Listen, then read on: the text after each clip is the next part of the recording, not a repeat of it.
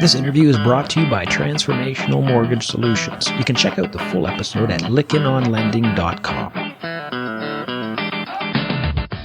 I want to welcome Ken Jones, president of resX Warehouse Lending, a division of United Bank. He's on the program today to not necessarily talk just about warehousing. We may get into that a little bit, but to discuss the key topic of expanding your business through effective leadership. And it comes down to three defining pillars of success and leadership, and we're going to get into it. By the way, Ken brings over 25 years of experience. He's been a business owner. He's a leader in consumer finance, mortgage banking industry, and in his current position as president of resX Warehouse Lending, division of United Bank, he brings just a wealth of experience and leadership. Ken joined the bank in 2017 to reestablish the bank's growth in warehouse lending. Ken, good to have you on the podcast, my friend. Well, thanks, David. You know, in Northeast Florida, we got two things, hurricanes and jaguars. So today, everybody's sulking because another Jaguars lost, but we're giving thanks again that the hurricane has spared our coast and stayed well offshore. So it's a good day. Well, it is a good day. Sorry about the Jags and their loss, but there's a lot of people say. I like what you were saying to one of your friends. I got an email and they said they've offered me a new job as the head coach. I think just a lot of people think they can coach the Jags better than the current leadership there. But anyway, but you're doing a great job there at resX and division of United Bank. But let's get into a little bit of your career as we get to know you and talk more about leadership, especially your comments. I want to talk about the beginning of your career, and I want to talk about the contribution where you started picking up some leadership tendencies. So how'd you get into the business, intentionally or by accident? And then talk about your leadership journey a little bit. Well, I got into the warehouse business a little bit by accident. It was back in the 2008-2009 era, and we were sitting in a small community bank on the executive team, and the CEO said, we need to make more money, and one of the ways we can do that is warehouse lending. And so he looked at me and he said, "You're a mortgage guy." He said, "Go figure it out." So, that was 10 years ago. We embarked on, figuring it out. We've had some great success. But beyond that, I want to talk today, what I call the pillars of leadership. And, throughout my career, I've had the opportunity to work with many successful leaders. And I think like all of us, you kind of pick up things and you forget things along the way, some that are good and some that may be not so good. And I think, throughout our careers, whether we look at in our career or in the sports world, we can surely reflect on some examples of those leaders that have been, autocratic or those leaders that have been, very positive. And, each time, everybody gets results, but it depends on how long those results last and how they're able to influence people. And in my career, I've been fortunate to work in both public companies and non-public companies, banks and non-banks. And one of the things that I've learned over the years is that, no one style fits all. You can't treat everybody the same. And that's particularly important in today's workforce.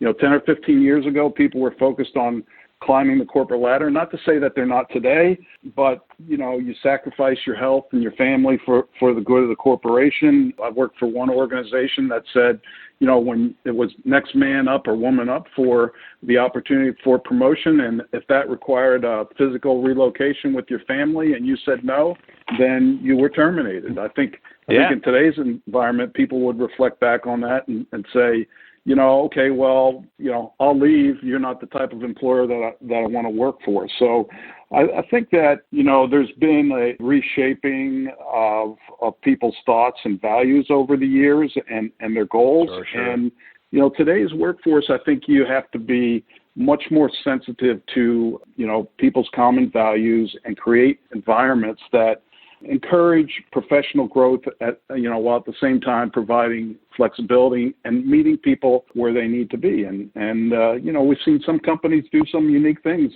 working remote. That's not relatively a new paradigm, but, working remote, bringing their pet or child to work. The company my son works for, he gets breakfast and lunch every day. provided by the company. And then there's other companies like, GE is just one example that provides unlimited vacation time. And so it really encourages people to, balance life and work. And, it's the employer kind of, managing costs, but at the same time trying to demonstrate, kind of a quid pro quo, it's a two-way street. And so I think before I get into, the pillars for success, I want to say, to me, at the foundation of everything is to be able to build trust as a leader, right? Yeah, it's so true. And I think that, trust kind of transcends every relationship that we engage in, whether it's work, marriage, friendship, dating, sales opportunity, coaching, and so on. And if you can't build and maintain trust, I think any relationship is doomed. And there's a guy that wrote a book by the name of, I might not get his last name correctly, Patrick Lencioni, right? And he writes about the 5 dysfunctions of a team. Yeah, we're big fans of that book. I mean, in fact, I was on a coaching session with one of my clients. I do a lot of executive coaching management teams on the topic of leadership, and that's why we're kicking the series off, because there's just such a big need of it. And he's one of my go-to guys that I use virtually all of his material and helping people see that. And so I think it's really important. And so let's get into these 3 pillars that you mentioned to become a successful leader. Let's start off with the first one.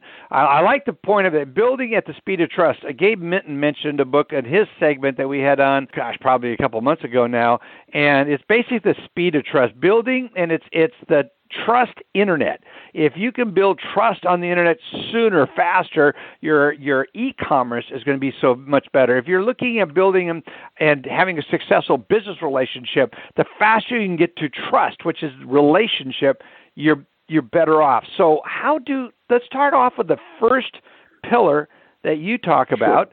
Yeah, I think creating a vision, right? Communication is really important. And whether you have a small team, I mean, I've managed groups as small as 5 and as many as 500.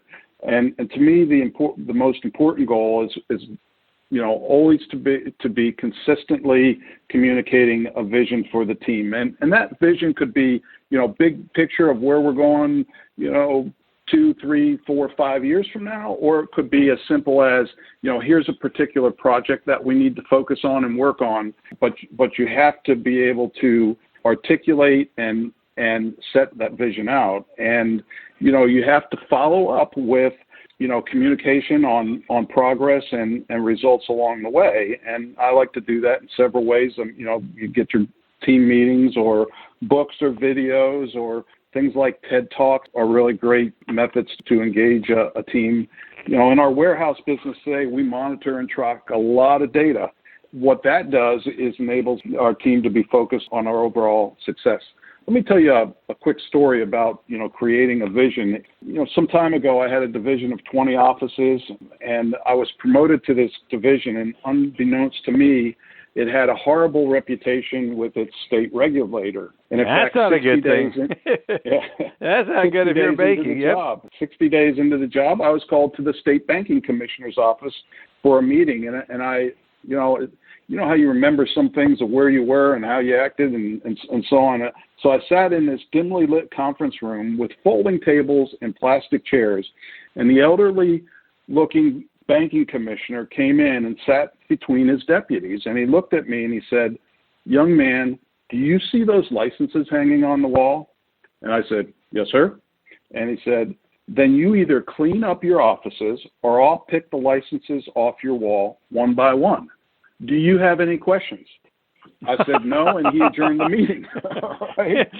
That created a little bit of a clear vision, a little abrupt to the point, I guess.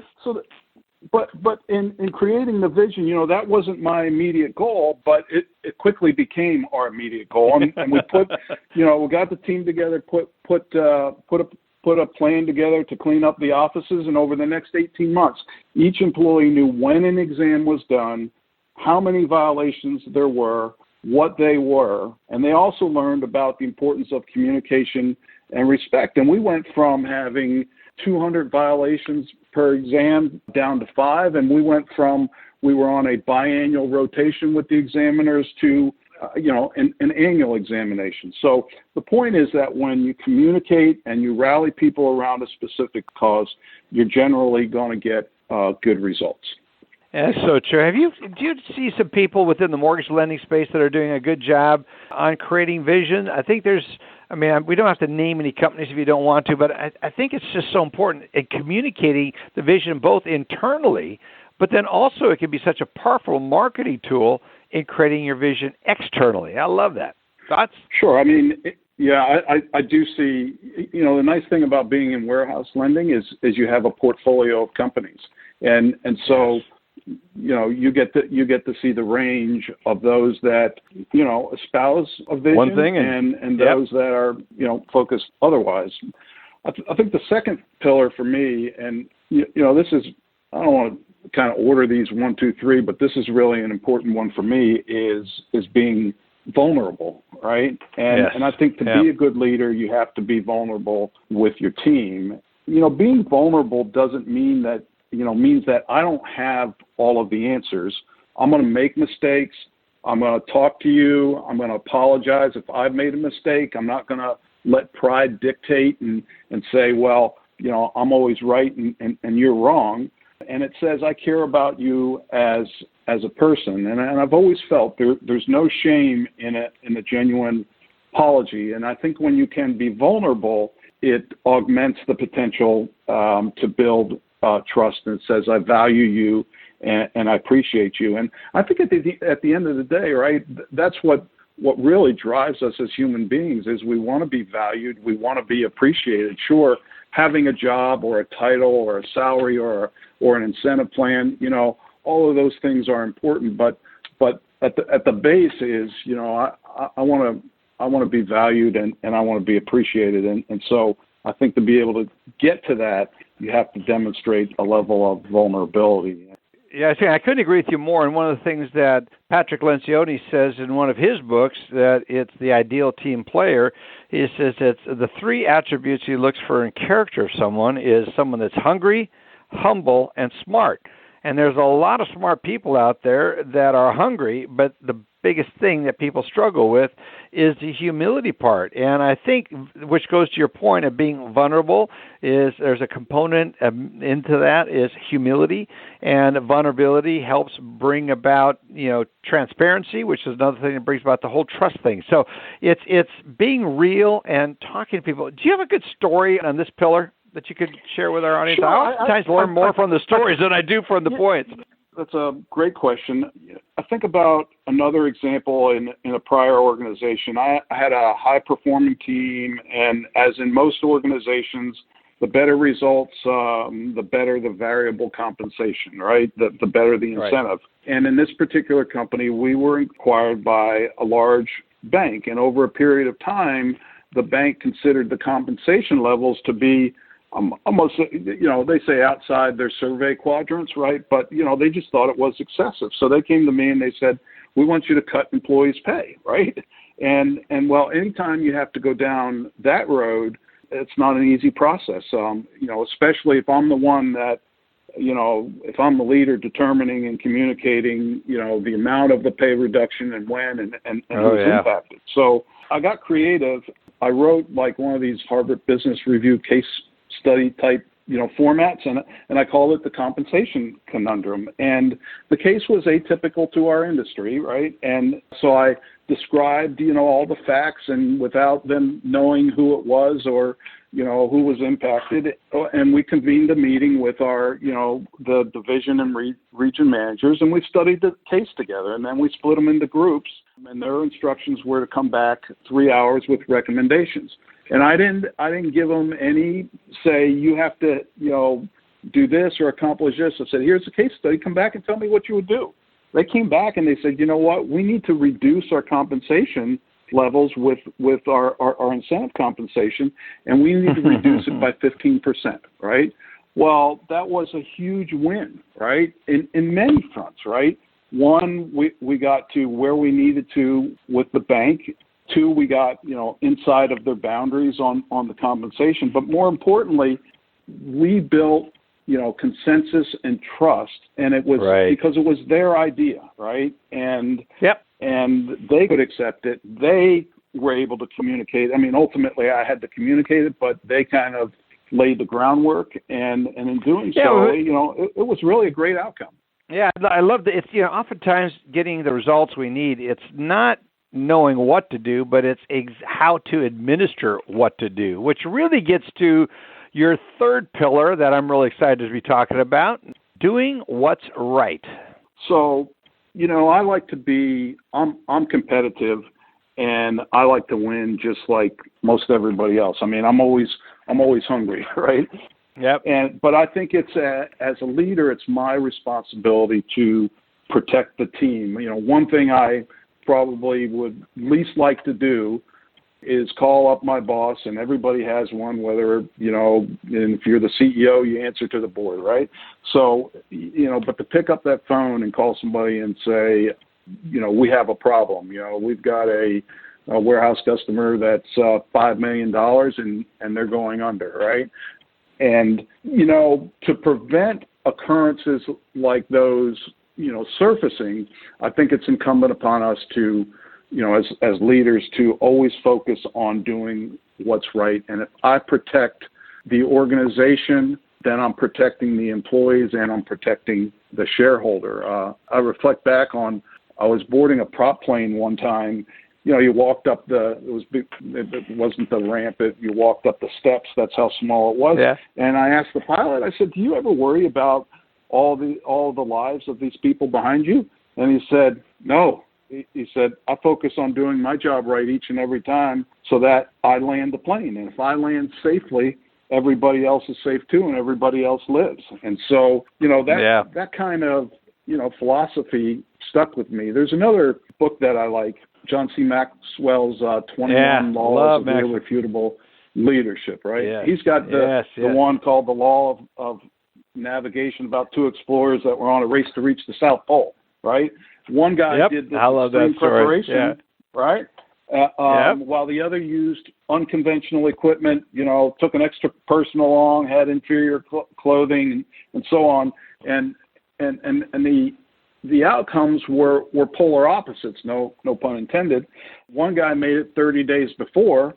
The other one made it, but on the way back, all the other members perished. So that leader didn't do the right things. He made commitments for himself and others without really fully understanding the conditions and thinking through things that they were going to endure. And I think, in that example, he failed himself and his team. So with respect to doing right, it's always, my foundation is about being ethical and thoughtful. That builds a solid foundation. And when you set high standards for yourself and have high expectations for yourself, you increase your chances of being successful leading teams. So, I've seen throughout my career many examples of people, failing because they lied, they cheated, they made bad loans, or, they lost too much money. I've seen a whole lot less fired for not making enough profit, right? So, if you get the foundation right, and, back to, Lencioni's book, trust is the foundation of that. So those three, pillars help build and facilitate trust, creating a vision, being vulnerable, and doing what's right. And, that's kind of helped me be successful doing what I've been doing over the years. Yeah, for a long time and doing well. Let's get around to our regulars. Let's start with you, Joe, and then I'll head over to you, Alan. Joe, any questions you have for Ken? Yeah, on that last one, doing what's right. We in the mortgage industry have so many people who are compensated 100% based on closing a loan, which gives you a little bit of a conflict between, if I get this loan closed, I get paid. If I don't get paid. So when you're dealing with customers who are taking out warehouse loans from you, do you try to get into whether or not your customer employs that kind of pillar in how they do business? That's a good question. First of all, in assessing the business, right, I mean, we can't be the determinant of whether we like or dislike your compensation program. We have to make sure that, it follows the SAFE Act. But I can tell you that, in my warehouse lending career, there has been at least one example that I'm thinking of where we did not do business with the company because of how their compensation program was structured. And so I think the other thing, Joe, is that when you're managing a portfolio of companies and you have the range of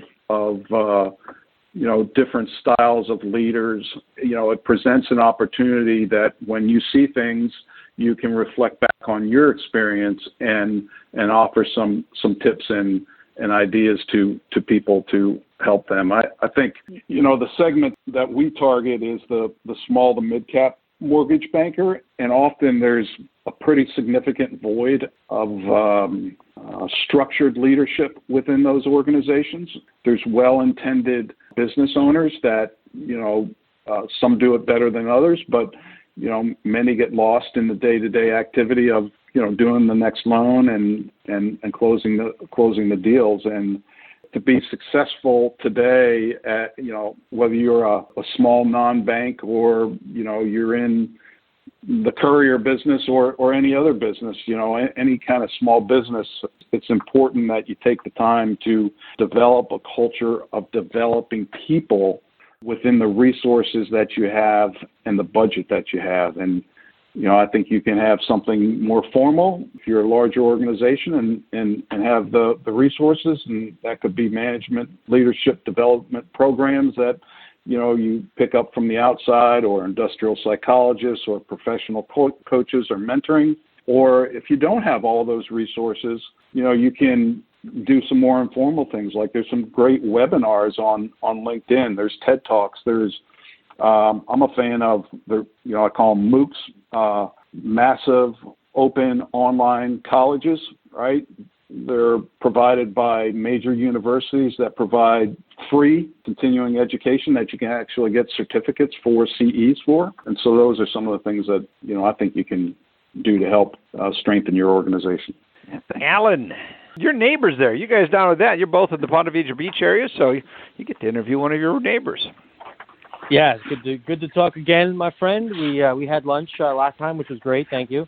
So, leadership comes in all sizes, and an organization, we're focused a lot in general, and then we're focused on the loan business. But, it's such an important project management and technology and just operational staff for them to understand that someone supports the vision.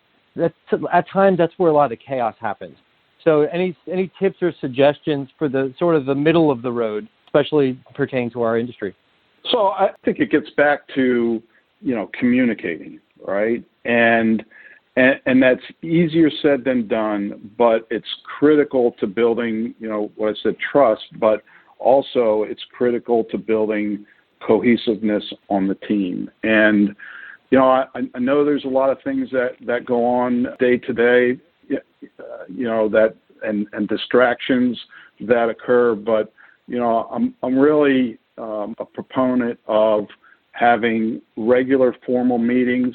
We do things within our group called business unit reviews, and no matter what level you are in our warehouse organization, you have a part in that formal presentation called a business unit review. And so, when you engage people and you have them participate at all levels of the organization, that augments your ability to communicate and get a clear, consistent message across your organization. Communicating is one thing, that's me talking to you, but as the leader, it's just important. And I chuckle when I say this because it's easier said than done, is to be a good listener, right? Because just talking to you is a one-way dialogue. Listening to your team and staff says, I hear you and I value your input. But listening doesn't always mean I adopt your ideas or concepts, right? Yeah, that's good. I agree. Good distinction. Hey, Ken, I did hear somebody say something one time, which was, I thought, very empathetic. It was, we're all human. I make plenty of mistakes as well. Let's just learn from it and move on. And that sometimes settles, because people become nervous in different areas, and depending on, did I let someone know ahead of time that something was going wrong, or did I wait too long? And then that nervousness builds up issues. So anyways, I agree with you. Well, you've been very generous with your time today, Ken. I thank you so much talking about the 3 primary pillars. There's so much more that we could get into. One of the books that you turned me on to, and you're a book reader, is John Gordon's book, The Coffee Bean. And I love that. Share that principle in that, if you wouldn't mind, real quickly, and we'll wrap it up. Sure. But I got that book over the weekend and read it. It's just really good. Talk about the principle of that. Yeah. The premise of The Coffee Bean is, life is full of challenges and obstacles. And, what happens when you put a carrot in very hot water? That carrot is going to become soft and weakened by its environment, just like we would in a difficult situation. Similarly, if we put an egg in very hot water, it becomes hardened and it becomes conditioned to its environment. And, we say, well, we don't care about this and all those types of negative thoughts. Alternatively, the coffee bean, when you put it in very hot water, over a period of time is transformed into coffee, right? So it goes with life and leadership, right? We are influenced by our environments, and that presents choices for us. We become we can become part of the negativity, succumb to the adversaries, relent under pressure, or are we going to be transformative and lead others around us to successful outcomes? And I think when we become transformative leaders, we have a positive influence on others, and we build long-lasting, sustainable results. So we have a choice of, will you be the carrot, the egg, or the coffee bean? Yeah, I always said this, managers are like tea bags. You really don't know what's in there until you throw it in hot water and see the flavors that come out. You can smell it, you think you got it, but it's the hot water that brings out the flavors. I love the book, the concept of the book. So, but thanks so much for joining us again today, Ken. It's been great to have you on. Appreciate your sponsorship and look forward to listening to more of your wisdom and programs up ahead. Next week, folks, we've got Scott Rose of Class Valuation. I recorded the interview this last week. It was a really good interview. I was trying to figure out what's going on in the world of appraisal. It's kind of one of those sleepy areas. Scott Rose's interview will give you some new insights into what's going on as far as innovation in an old area, the valuation process. So be sure to check out. They're using some interesting technology, one of Alan's favorite topics. You'll want to listen to next week's podcast. Don't miss it. So we'll see you back here next week. A special thank you goes out to our sponsors, Black Knight Open Mortgage, resX Warehouse Lending, a division of United Bank, and then also MBA, the Lenders One Cooperative, as well as the Mortgage Collaborative Cooperative, CMLA, Community Mortgage Lenders of America, Velma, Knowledge Group, Vidyard, and AI Assist. Thank you for listening, and have a great week, everybody. See you back here next week. You've been listening to Lykken on Lending, a weekly mortgage market update with your host David Lykken of Transformational Mortgage Solutions. Join us next week, and thanks for listening.